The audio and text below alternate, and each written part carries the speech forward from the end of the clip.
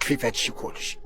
حنا داك الشيء تحقنا تبعناه، وقال لك ما ضاع حق وراءه مطالب. صافي هذا هو اللي نقدر نقول لك اخويا الصاحب.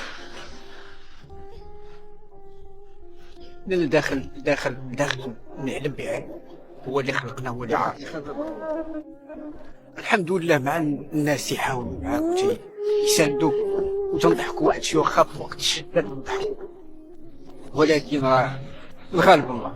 درنا ما داكشي اللي نقدروا عليه، تيبقى امر الله. اذا قال هذا الشيء كن فيكون. فهاد الفتره ديال العيد نطلب من الله عز وجل يفتح لنا ابواب الخير، ويفتح لنا شي باب ما كناش متوقعينه، ويعطينا شي فرحه دائما لهاد العائله. راه والله يخلينا الوالده،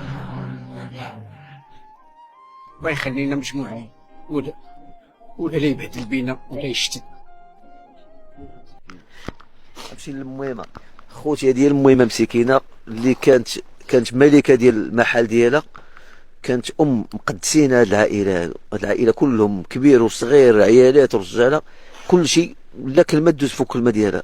كنعرفوا الناس ديال المناطق ديال الصحراء، كنعرفوا ناس عندهم قداسه للوالدين. سبحان الله، هذا ما كيعنيش بانه المغاربه الحمد لله كلهم مرضيين الحمد لله، غير هاد الناس علاقتهم مع الام ديالهم علاقه مقدسه اللي قالتها الام هي اللي كاينه بعد وفاه ديال الاب ديالهم الله يرحمه.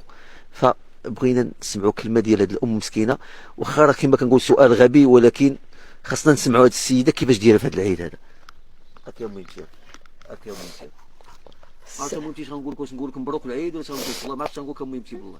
كلشي اللي بغى الله كاين. السلام عليكم.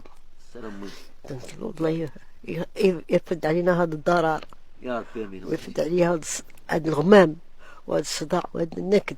تنكدت انا وتنكدوا ولادي، ما دوزنا حياتنا، كنا في دارنا معزين مكرمين، حتى ولينا جالسين في الشارع وكلها يضحك علينا كلها، ولقينا مازال حباب الله هما اللي يعاونونا ويغيروا معانا، وحنا ها حنا كاينين بحال ما كاينين.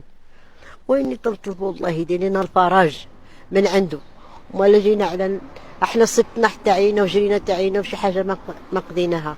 كلشي ما كاين والو، كاين عند الله، هو اللي غادي يحل لنا الباب، هو اللي غادي يشوف من حالنا.